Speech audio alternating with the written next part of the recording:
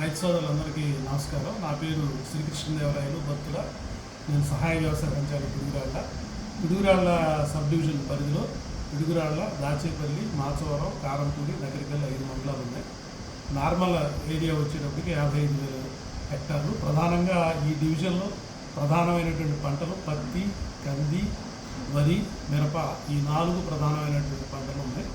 ముఖ్యంగా డివిజన్లో ఇప్పటివరకు పత్తి ప్రధానంగా సాగైంది. పత్తి పంట తీసుకునేటప్పటికి మనకి దాచేపల్లి, మాచవరం, కారంపూడిలో సమ్మర్ కాటన్ అనేటువంటిది వేశారు. పిడుగురాళ్ళలో కూడా జోలకల్లు, గుత్తికొండ, జానపాడు గ్రామాల్లో ఈ సమ్మర్ కాటన్ అనేటువంటిది వేయడం జరిగింది. కామేపల్లి కూడా కొద్దిగా విస్తీర్ణంలో సమ్మర్ కాటన్ ఉంది. ప్రధానంగా మరి సమ్మర్ కాటన్ సోయింగ్స్ అయితే దాదాపుగా డివిజన్లో అయిపోయినాయి. కాటన్ కూడా మనకి వివిధ దశల్లో ఉంది. బాగా మొదలు పత్తి అయితే కాయ దశ దాకా ఉంది. 15 రోజుల పంట నుంచి దాదాపుగా 110 రోజుల దాకా పంట డివిజన్లో వివిధ దశల్లో పత్తి పంట అనేటువంటిది ఉంది.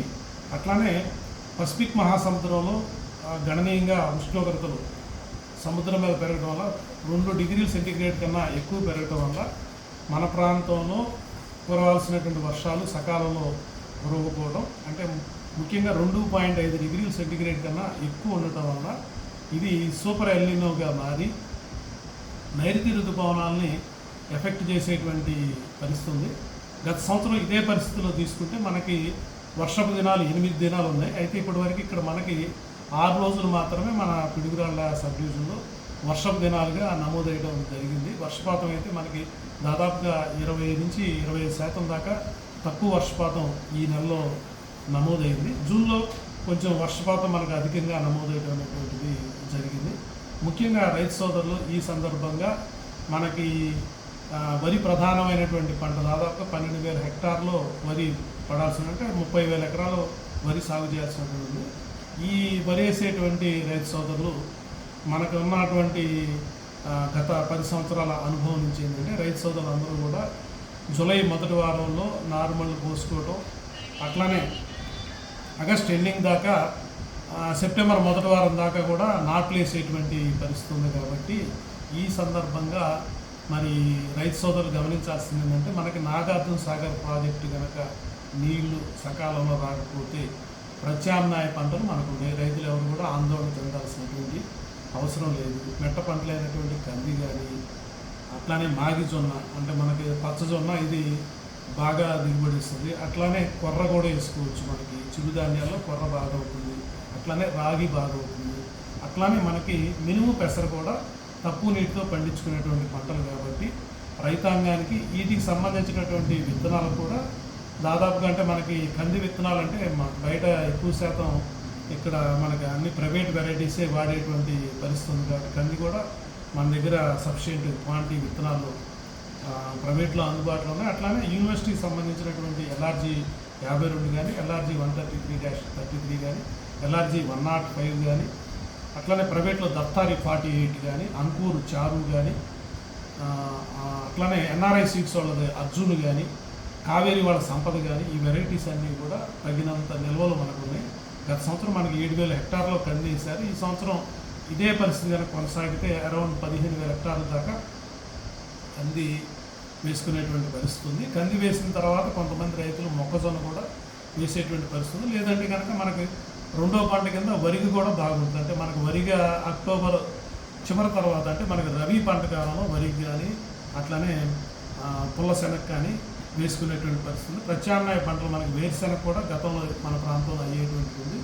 సో వేరుశెనగ కూడా మనం ఇటువంటి పరిస్థితుల్లో వేరుశెనగ కూడా చక్కటి ప్రత్యామ్నాయం కాబట్టి రైతు సోదరులు ఎవరు కూడా ఆందోళన చెందాల్సినటువంటి అవసరం లేదు అనుకంటే కనుక మనకు బై ఛాన్స్ మహారాష్ట్ర, కర్ణాటకలో క్లౌడ్ బర్స్ట్ జరిగి ఒకవేళ మనకి ఆల్రెడీ ఇప్పటికీ ఏంటంటే మనకు ఉన్నటువంటి సమాచారం ప్రకారం ఏంటంటే ఆల్మట్టి ద్వారా 80,000 క్యూసెక్లు వాటరు మనకి కింద ఉన్నటువంటి జొరాల ప్రాజెక్టు కానీ, తుంగభద్ర డ్యామ్ కానీ, నారాయణపూర్ డ్యామ్ కానీ వస్తూ ఉంది. కాబట్టి శ్రీశైలం మనకి ఇంకొక 2 భారీ వర్షాలు కనుక మనకు పడితే మనకి సాగర్ కూడా వాటర్ వచ్చేటువంటి పరిస్థితి కూడా ఉంది. కాబట్టి అది కూడా వరద ప్రవాహం కొనసాగుతుందని చెప్పేసి మనకి మీడియాలో వార్తలు వస్తూ ఉన్నాయి. కాబట్టి మనం రైతులందరూ కూడా వేచి చూడాలనేటువంటి ధోరణితో వరి వేసుకోవాలా, అనేటువంటి ఆలోచనలో కూడా ఉన్నారు కాబట్టి సరే ఒకవేళ దేవుడి దేవల మనకి నాగార్జున సాగర్ వాటర్ వస్తే మనకి వరి పంట మనకి JGL 384 కానీ అట్లానే నూజివీడు వాళ్ళది AP 567 కానీ అట్లానే అంకూర్ సోనం రకాలు కానీ అట్లానే ప్రైవేట్లో ఉన్నటువంటి రకాలు మనకి సూపర్ ఫైన్ రకాలన్నీ కూడా రైతాంగం వేసేటువంటి పరిస్థితి. BPD 5204 కొంచెం పంట కాలం ఎక్కువ కాబట్టి అట్లా కాకుండా 125 నుంచి 135 రోజుల రకాలు కనుక మనం వేసుకొని గుర్తుగా నాటుకుంటే కనుక మనకి 40 బస్తాలు దిగుబడి వచ్చేటువంటి పరిస్థితి. కాబట్టి ఏంటంటే ఈ సందర్భంగా వ్యవసాయ శాఖ ఏంటంటే మనకి వాతావరణ శాస్త్రజ్ఞులు ఈ సంవత్సరం సూపర్ ఎల్నినో రావచ్చు అనేటువంటిది ప్రస్ఫుటంగా చెప్తున్నారు. కాబట్టి మనం వరి వేసినా కూడా నీటి ఎద్దడి గురయ్యేటువంటి అవకాశం బై ఛాన్స్ నాగార్జున సాగర్ కనుక మనకి డ్యామ్ నిండకపోతే అటువంటి పరిస్థితుల్లో వరికి బదులుగా మనం ప్రత్యామ్నాయ పంటలు అయినటువంటి తక్కువ నీటితో పండేటువంటి పంటలు ముఖ్యంగా చిరుధాన్యాల్లో జొన్న, సజ్జ, రాగి ఈ 3 పంటలు కూడా వరికి ప్రత్యామ్నాయాన్ని వేసుకోవచ్చు.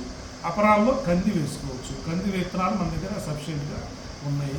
అట్లానే మనం జొన్న, సజ్జ అనేటువంటి ప్రైవేట్లో మనకి విత్తనాలు అనేటువంటి దొరుకుతాయి. అట్లానే కొర్రగొడ, అట్లానే రాగి కూడా చాలా బాగా వేసుకోవచ్చు. మన ప్రాంతానికి రాగి బాగా సెట్ అవుతుంది. దిగుబడి కూడా 10 నుంచి 12 క్వింటాళ్ళు వచ్చేటువంటి రకాలు ఉన్నాయి. మార్కెట్లో రాగి పంటకి చాలా డిమాండ్ ఉంది. మనకి బాగా అవుతుంది. పెట్టుబడి చాలా తక్కువగా ఉన్నటువంటి పంట. ఒక ఎకరం వరి అయ్యేటువంటి నీటి మీద పెట్టేటువంటి దాంతో నీటి యాజమాన్యంతో 8 ఎకరాలు మనం రాగి సాగు చేయొచ్చు. కాబట్టి రైతాంగం రాగి పంటని మనం వేసుకోవచ్చు. మన ప్రాంతంలో జానపాడులో కొద్దిమంది క్యాంపులు అక్కడ రాగి వేసినటువంటి అలవాటు కూడా ఉంది. కాబట్టి ఈ సందర్భంగా నేను కోరుకునేది అంటే రాగిలో మంచి వెరైటీస్, దిగుబడి హై ఈల్డింగ్ వెరైటీస్ ఉన్నాయి. కాబట్టి రాగి పంట చాలా మంచి ప్రత్యామ్నాయమైనటువంటి పంట. కొర్ర మంచి ప్రత్యామ్నాయమైన పంట, తక్కువ పెట్టుబడి, ఎక్కువ ఆదాయం మనకు వస్తుంది. కాబట్టి వీటి వైపు రైతాంగం కూడా ఆలోచించాలని చెప్పేసి నేను కోరుతా ఉన్నాను. అట్లానే ఈ నెల 14 నుంచి మనకి ప్రతి మంగళవారం, బుధవారం పొలం పిలుస్తుంది కార్యక్రమం కూడా ప్రతి రైతు భరోసా కేంద్రాల్లో జరుగుతూ ఉంటుంది. వ్యవసాయ అధికారులు అట్లానే మా వ్యవసాయ విస్తరణాధికారులు, ముఖ్యంగా విలేజ్ అగ్రికల్చర్ అసిస్టెంట్ వాళ్ళు కూడా గ్రామంలో తిరిగి రైతాంగానికి ఈ సూపర్ ఎల్నినో సంబంధించి అవగాహన అనేటువంటిది కలగజేయడం జరుగుతుంది.